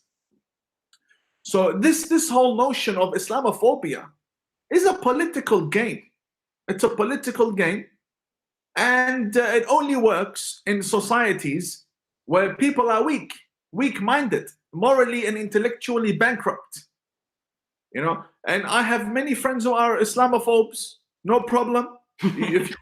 Yeah, no problem at all. I sit with people who despise Islam and extremists and the moderates, and they would sit with me for dialogue. But I don't consider them to be Islamophobes. They are considered Islamophobes, but I don't consider them to be Islamophobes because Islamophobia doesn't exist. Doesn't exist. And we, instead of you telling people, or you as in the people, instead of us telling the people, hey, listen, I'm not an Islamophobe, I just fear ISIS. No, we should work on telling them that Islamophobia does not exist. Doesn't exist. If something doesn't exist, you cannot debate it. In fact, the people who pushed for the Islamophobia terminology came out in recent years, I think it was last year or the year before, and they regretted doing such a thing. There is an entire article on how people who pushed for this Islamophobia concept are now regretful about their actions. And it's a hate crime in the UK. If you tweet Islamophobic things, you can go to jail. I know. I have a report here. Someone sent it to my office where it can get you 7 years in prison. Horrible. If you say something, it was a proposal, law proposed for hate speech, 7 years, up to 7 years in prison. Unbelievable. This is a Western nation that did this. So as you mentioned, it's about the individual Muslim. And this is very interesting that you brought it up, because the strategy for Islamic cultural action outside the Islamic world, at the Islamic Summit Conference in November 2000 in the state of Qatar, notice the problem you are talking about, but in reverse. They noticed that Muslims in Western Europe are becoming more secular, if you will. Islam becomes a more personal matter. I'll interrupt you. Who's talking? Who are you quoting? Okay, so the strategy for Islamic cultural action outside the Islamic world, adopted by the 9th Islamic Summit Conference at Doha, State of Qatar, November 2000. In Qatar? Yes. Qatar is the biggest funder of terrorism. They have no right to speak. But I want to. The biggest terrorists on the face of the earth. They're the last ones to speak about terrorism. I agree, which is why this is interesting, because they looked at the West and they noticed that Muslims in the West are integrating. They noticed that Islam is becoming a personal rather than a collective religion. And they say this: in what they write. The secular trend of Western societies, the constitution of Western societies was inspired by certain principles emanating from the individual development of those societies, such as their secular and materialistic tendency. Although the positivist philosophy and the heretic trend have now weakened in the West, there is still a strong tendency whose goal is to eliminate holiness from everything, reducing religion to a simple personal issue. The Muslim growing in those secular societies are likely to be subject to the effect of secular and positivist tendencies, either through schooling, information, technology, or through their interaction with their environment. Therefore, the strategy for the Islamic cultural action outside the Islamic world should meet the needs of the young Muslims as to safeguard his identity against disintegration and preserving his cultural specifically, implementing thereby the right to be different, which has become an important constituent in human rights, and consolidating cultural diversity, which has now become a basic principle of international law based on the UN Charter. So they're actually talking about how to do the opposite of what you're doing. They want Muslims to separate from society and have their own cultural identity rather than to integrate.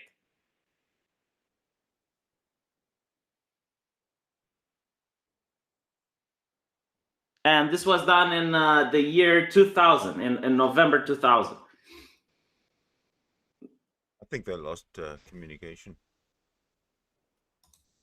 Oh, I think we lost the imam. I think so. There might be a connection problem. Let me see. Oh, okay. The line dropped. Let me just give him the link again. Sorry, chat. We're experiencing a couple of technical difficulties here. I feel Hello? now. Ah, there we go. Did you manage to get any of that? No, Everything just disappeared. Oh, I'm sorry.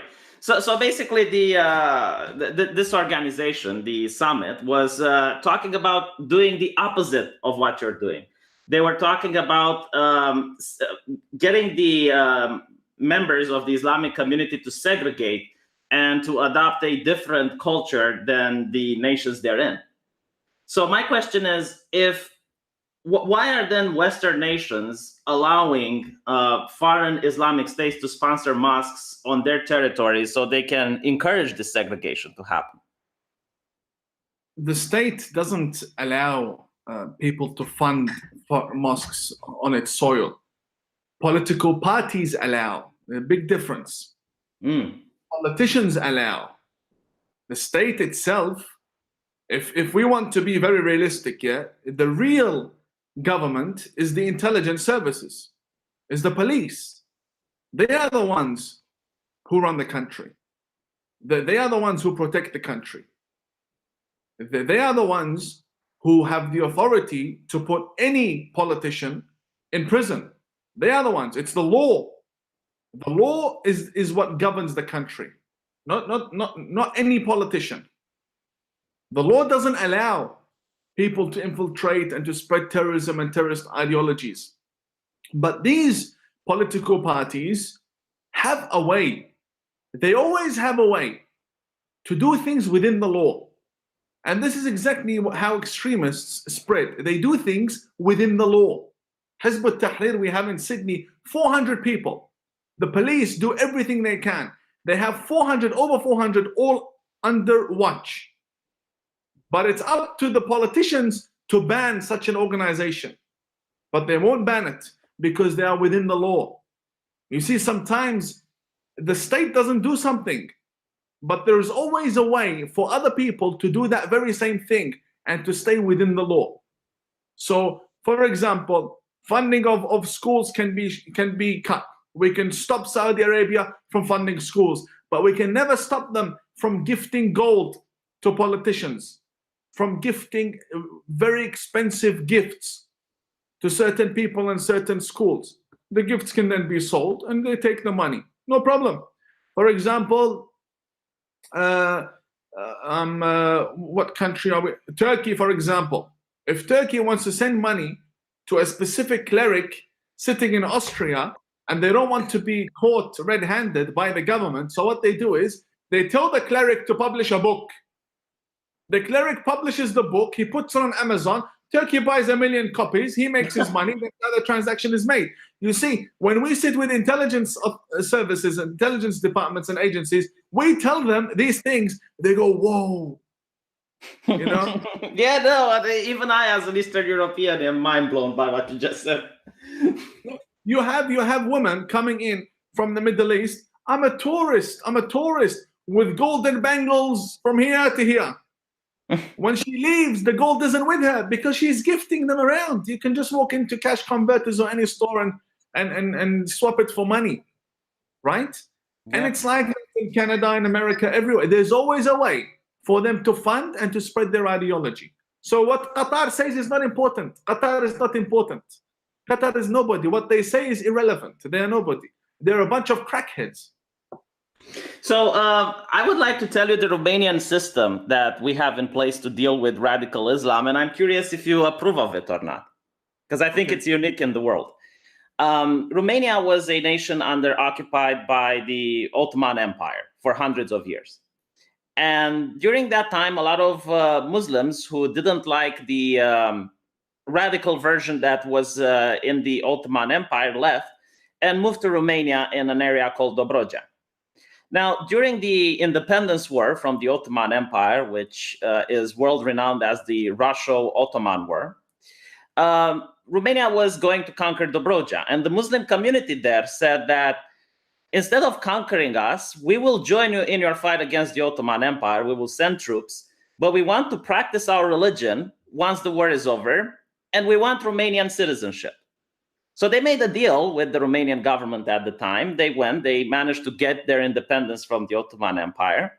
And the Romanian king at the time, Carol I, built the first Romanian mosque built by Romanian hands and allowed the Muslims to practice their faith with only one condition. They will elect their own mufti from within their community, but it has to be vetoed by the king.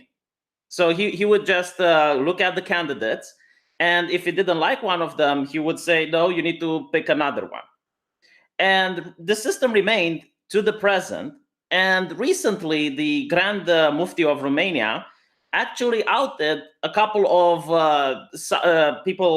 imams from Saudi, that he claimed that they have been indoctrinated in a very violent religion. He also denounced all terrorist attacks within Europe. And despite the fact that there is a concentrated Muslim population in Dobroja, they have never caused any problems to any Romanians. We view them as our equal. We view them like any Romanian brother. And I understand the Ukraine would want to copy a similar system. Do you view it as an infringement on religion? Do you view it as an infringement of human rights? Or do you think it would be a system that would be worth considering? There are certain, because I'm someone who believes in things in a very realistic way. I need to be realistic. What we like and what we have to deal with are two different things. Firstly, the Muslim community will always exist in Romania. There is no way you can change that. They will always exist. Secondly, I am against having muftis in non-Muslim countries. Do you see where I'm going? Yeah. So firstly, Muslims will exist, but there is no mufti needed. Only the law, only the constitution. No other authority is needed. Muslims need to understand that in Australia, in America, in Romania, everywhere you go.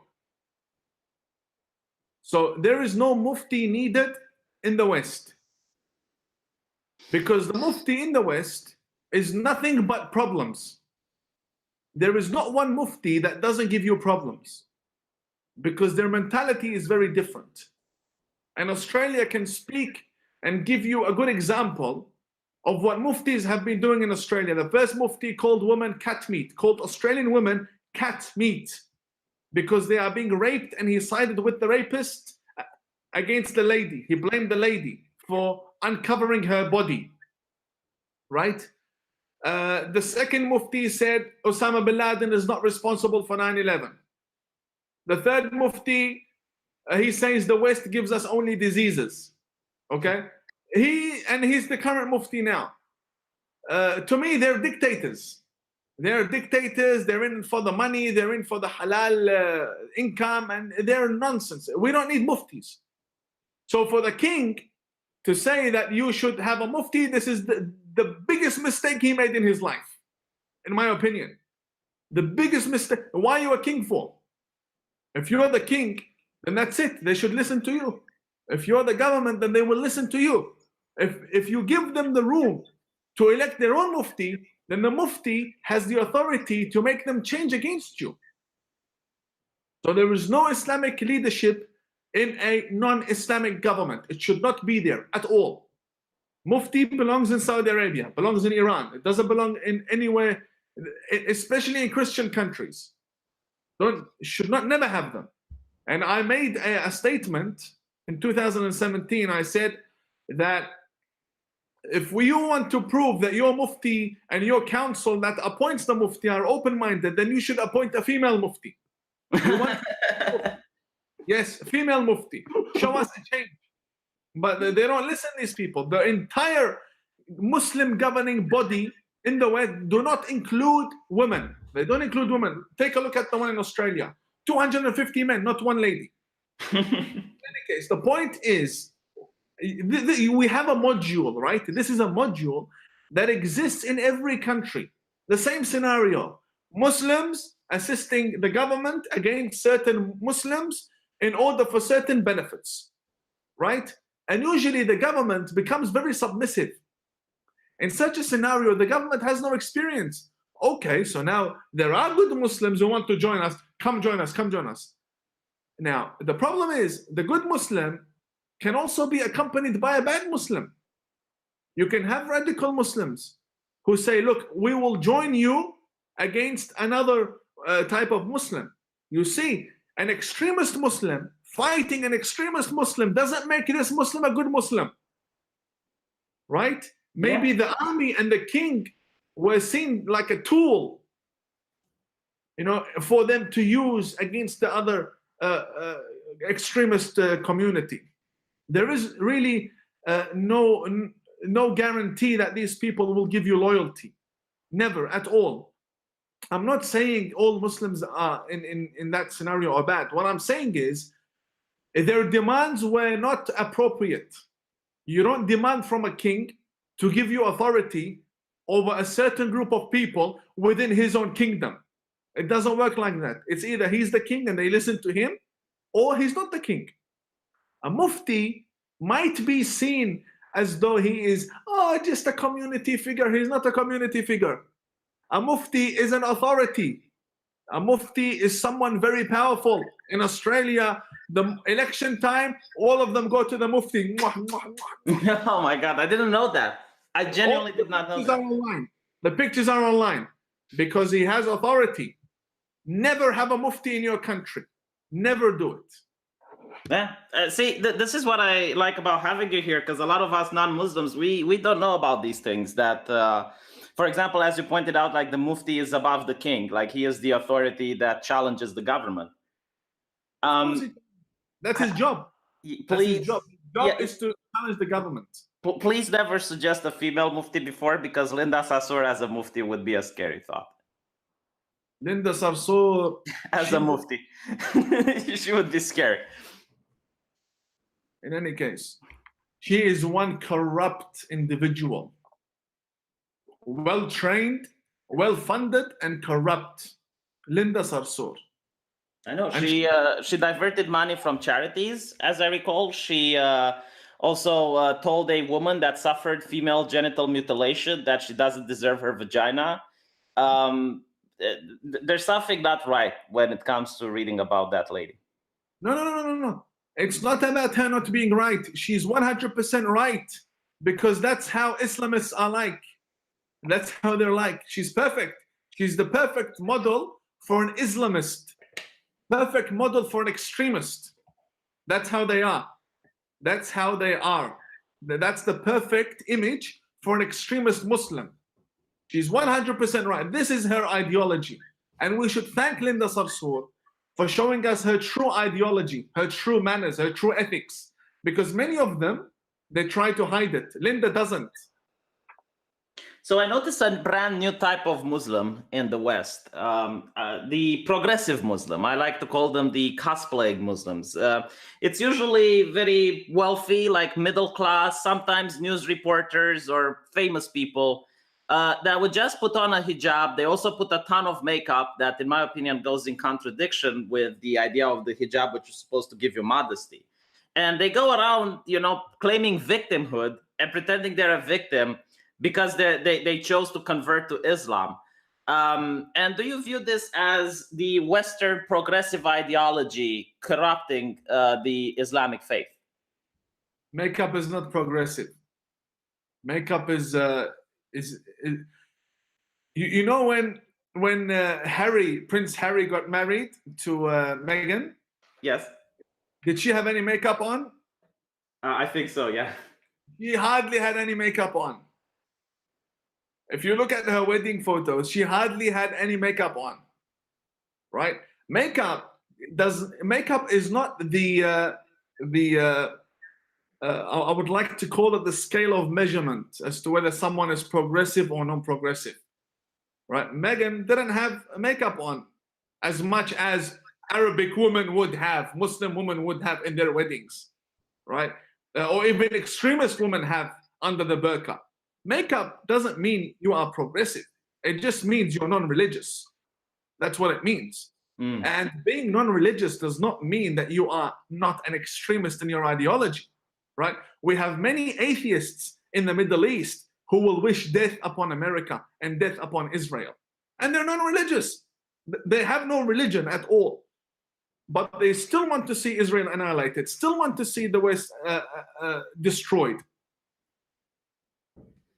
So I don't think makeup is what determines whether someone is an open-minded person or not. No, but I mean the idea of progressive people that can't respond to what the 5 pillars of Islam are, but they're still considering themselves Muslims just to get victim points. And my question is, like, do you view the progressive ideology sinking into Islam, trying to corrupt the Islamic faith, if you will? No ideology comes from the West can corrupt anything. Which ideologies come? I don't understand. Freedom of speech, freedom of expression, freedom of criticism, blasphemy. I don't understand. Which ones are the ideologies that corrupt society? I don't understand. Which ones? The progressive ideology, for example, corrupted the Catholic Church. And by progressiveness, I don't mean freedom of speech. It's quite the opposite. The idea of hate speech comes from the progressives. They're the ones that say, well, you shouldn't say this or that because it's hate speech. The idea of modern liberals. Yes, that's exactly. Classical liberal is nothing like that. The real Tommy Robinson is a liberal, by the way. I know. He's a liberal. So many people tend to mix up the modern liberals with the previous classical liberals. Freedom of speech the whole notion of hate speech and no freedom of speech imposed by the West in the guise of being progressive, and then infiltrating the Muslim community is not a threat, because the Muslim community doesn't believe in free speech and these liberals don't believe in free speech. So they both cry from hate speech, both of them. You say anything, they'll cry hate speech. So they go hand in hand. They are best friends. There is nothing that comes from the left and the far left that is not welcomed by the Islamic extremists. Nothing. Every jihadi will vote Democrat. Every extremist will vote Democrat. That is a scary thought. Now, I don't want to keep you anymore because I know... I'm not imagining this. Take a look at every Muslim area in your country, in the West. Every Muslim country, every Muslim city, every Muslim neighborhood. In Lakemba, the MP for Lakemba, his name is Jihad. Oh my God. Okay, MP Jihad. We have him. Yeah. Take a look at it. All of them all of these people, they will vote a specific brand that sits well with their ideology. All of these people. Right. They love Hillary in America. They love Hillary Clinton. I don't want to keep you more because I know you have the prayer to do. So before we end this, I want to ask you one question that surprisingly a lot of my female subscribers wanted me to ask you. And the question is if you're married. And I want to know, how do you manage every time I see you in public, you have all these beautiful women coming up towards you, wanting to get your autograph? Right. I am in a relationship. Oh, you just made a lot of women sad now. No, I am in a relationship. I was divorced recently because look, I've written about this in my upcoming book about my divorce. My ex-wife was a really good woman, a really good woman, probably one of the best people I've seen in my life. I have a lot of respect for her until today. Me and her family are, we left on good terms. I respect her father a lot. There is no conflict between us. The only issue is I became more open-minded, and she comes from a very conservative family, so she had the burqa and everything, and our opinions didn't sit together with each other. In a way, it's my fault. Like I was a fundamentalist, and I slowly began to become more open, call for reform. And my meetings there with Jews and Christians, and this doesn't sit well in the Middle East, right? Which is where I got married in. So we agreed to divorce, and ever since then, the people have been harassing me. I should have joined the Me Too movement. Oh my God. I could have, but I did not. But no, I am in a relationship, and the plan is that next year I get married. Oh, congratulations. Thank you. As I said, a lot of girls will be very upset to see this stream. I'm not even kidding. I have 5 different women asking me the same question on Twitter. I apologize. Yeah. I'll just go through some really fast super chats so you know what people want me to tell you. Should Australia, I'm proud of your work, Imam. Australia is proud. This is from the Figure 13, a subscriber of mine. Thank you. Yeah, Hussein, Imam, what are your views on Tatbir? I don't know how to pronounce these words, I'm sorry. How about the Shirazi-Khomeini split? Should Shia await the Mahdi before any actions? And do you kafir? Well, since we don't have enough time, I suppose just one of these questions would be enough. Oh no, I can answer both. Tatbir is a ritual of self-flagellation, redemptive suffering that some Shia Muslims do. Most of the people I grew up with did it, especially in Iran and Iraq. I don't do it anymore. The last time I did it was around 10 years ago. As for the Shirazi-Khomeini split politics, Khomeini is a terrorist, and anyone who goes against him has every right to. Shirazis also believe in Islamic government. They believe in theocracy. They believe in the coming of a savior who will establish an Islamic government, and that's their opinion. You can't be a grand Ayatollah, you can't be an Islamic scholar without believing in an Islamic government such as this. And that's their opinion. They're my teachers, so they used to be my teachers many years ago. And I don't represent them, I'm not their deputy, I am an independent voice. And yeah, that's about it.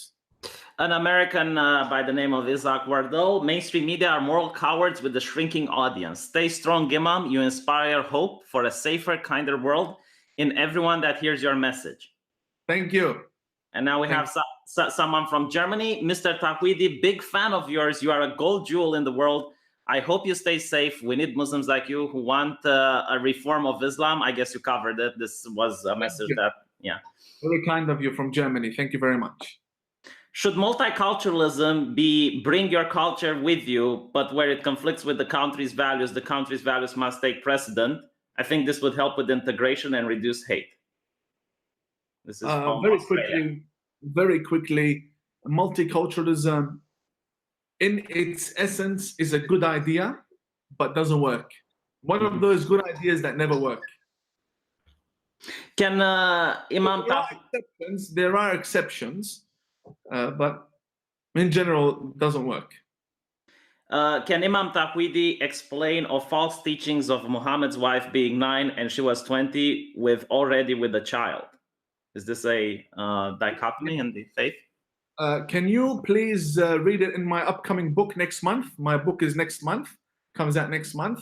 I drew an entire chart, a diagram just for you to read and see exactly proof that she was 19 or over. She was not 6 or 9. She was 19 or over, or older than 19. Muhammad did not marry a 6-year-old or 9-year-old. And this is a lie, because they want to cover up the fact that she was an obscene woman. She slept with half of Arabia. Oh my God. And they want to cover this up. And so what they do, they bring her age back and they say he married her when she was 9. No. When she was 9, she was not married. Later on, she got married. She had a child. Okay. And then she left this man and she had fun with half of Arabia. Then she married the Prophet Muhammad. She is not and even after him, she cheated on him. Look, I don't care what women do in their personal lives. That's not my job. My job is do not kill women in Islam because they have a boyfriend and the wife of Muhammad, the daughter of the caliph, is the worst woman Arabia has seen. Don't do this to people. So do not contradict yourself and do not be hypocrites. That's all I'm saying. And one last question. Where can people find you if they want to hear more about your work? And where can they buy your next book? If you have a link, if you can give it to me on the DMs, I will put it in the description of this video. I will. You will find everything on imamtawhidi.com or follow me on Twitter. My book will have its own special website, which I will release later on. Just wait for it very soon, very soon. All right. Thank you, Imam. I really appreciate you taking your time coming here. And I hope you stay safe. Thank you. Likewise. Thank you very much for your time. Thank you for having me.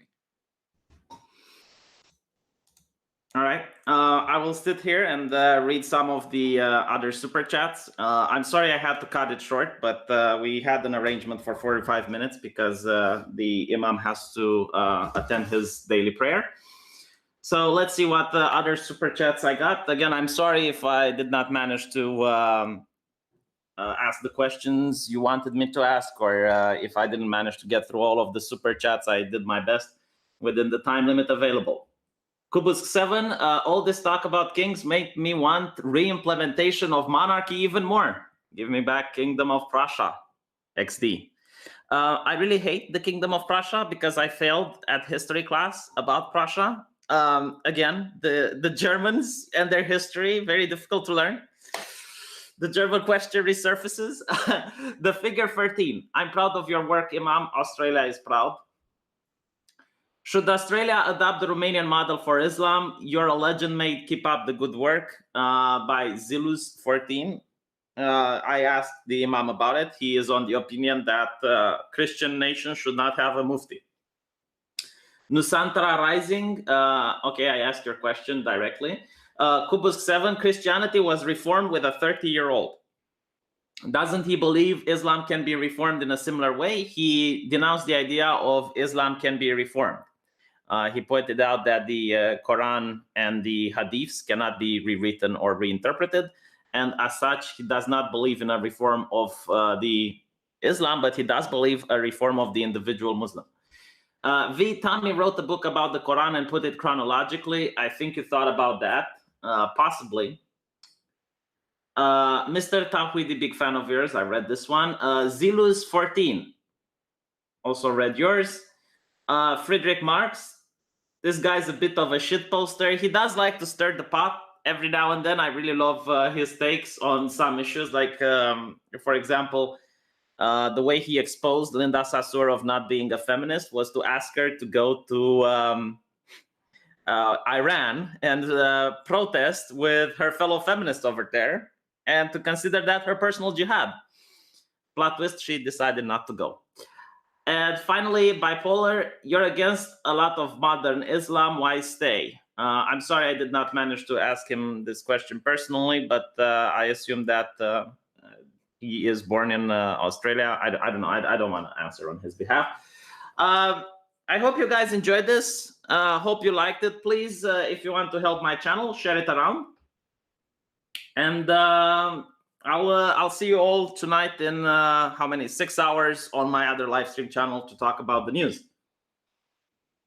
Again, thank you for watching, and have a nice day.